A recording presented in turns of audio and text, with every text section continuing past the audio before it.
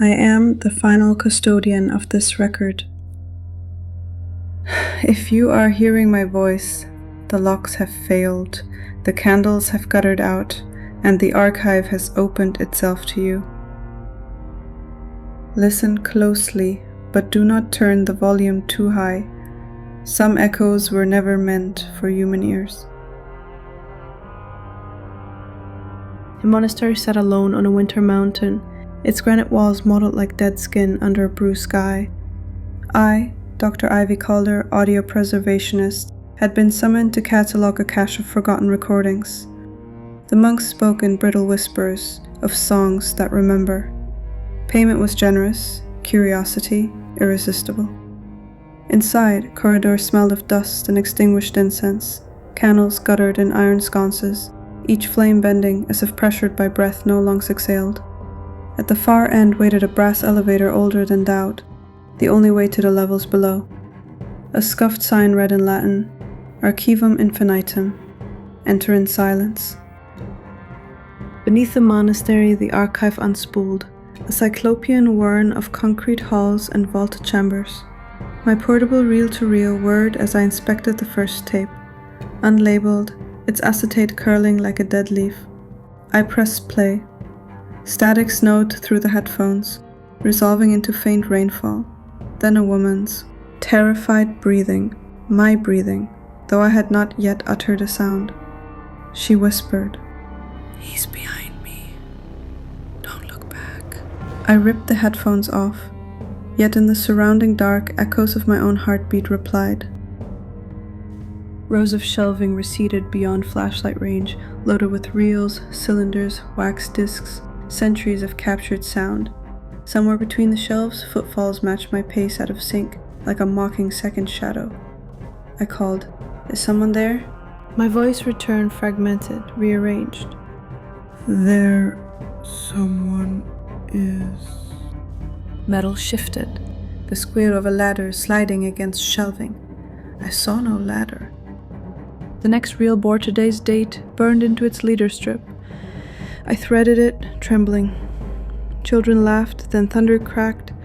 The laughter melted into screams. Among them rose a man's voice reciting coordinates I recognized as the monastery's location, followed by a timestamp. Tomorrow, 3:17 a.m. A chill ratcheted along my spine. Were these prophecies or instructions? Past the rusted gate, a narrow stair corkscrewed into the mountain's marrow.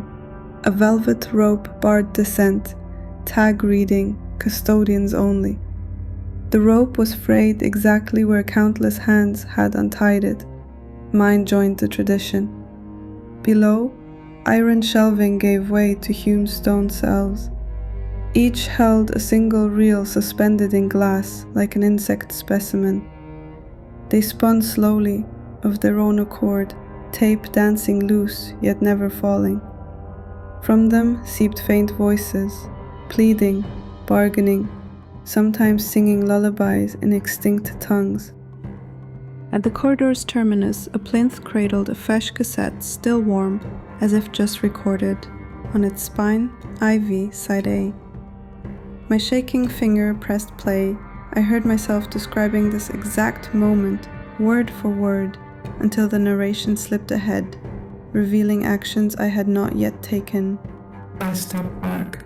I drop the recorder. I turn and run. Horror became instruction. Adrenaline obeyed. I stepped back.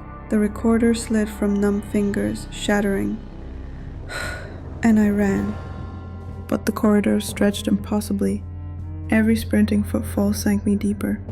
Shelves now held photographs instead of tapes, sepia prints of me fleeing, freeze frame from angles no camera occupied. In each successive photo, my face melted further, features blurring like wet ink. I collided with an open chamber. Human forms lined the walls, monks, pilgrims, children, all upright yet motionless. Their eyes were spooled with magnetic tape, lids pinned open by antique dictaphone needles. Chest cavities were split and empty, ribs pried wide like cabinets. Where hearts belonged, lacquered speaker cones pulsed, whispering their final recorded words on infinite loop. One figure wore my coat. Its chest speaker crackled. Please, stop recording. A presence approached, neither monk nor man, but something bound in scraps of oxidized tape, wheels orbiting its head like halos. It carried no face, only a pharynx of spinning heads, feeding shredded ribbon through gnashing teeth of magnetic heads. It spoke without sound. Instead, my ears broadcast translation. We archive what the world will forget. Flesh decays. Memory never. Donate your story. Become unerased. Behind it, a colossal recorder, unreal darkness itself, winding the ink of night onto spindles the size of millstones. Every captured soul was merely a syllable in its endless sermon. It extended a filament of tape toward my throat. Visions flooded. Cities raised yet singing. Oceans whispering names of the drowned. The universe itself ticking like a phonograph wound too tight. To refuse meant oblivion. To accept meant becoming archivable. I chose the third option, sabotage. I hurled my flashlight into the recorder's spinning throat. Glass shattered, sparks leapt. The tape-wrought entity screamed as if the entire night sky were tearing. I ran, again. The corridor telescoped, lights strobing. Ruin. As ceiling girders groaned, shelves toppled, disgorging centuries of voices into a storm of lamentation. I reached the brass elevator, slammed the gate. As it ascended, I glimpsed the archive below, knitting itself back together. Tapes slithering like serpents to repair the wound. Its parting gift, a single cassette slid under the cage, labeled Escape Side B. I crushed it beneath my heel. I fled the mountain before dawn, but the archive branded me on the inside. Now I transmit, involuntarily, like a pirate radio tower wrapped in skin. Wherever I stand, nearby electronics, phones, televisions, dashboard radios, crackle to life and pick up my tale from the exact syllable where my lips fall silent. I have become a living reel, forever unspooling, and the signal spreads. If you've listened this far, pay close attention when the room goes quiet. Should your own speakers awaken and whisper with voices that aren't yours, especially mine, do not reply. It means the archive has tuned itself to you, and the recording of your life has already begun.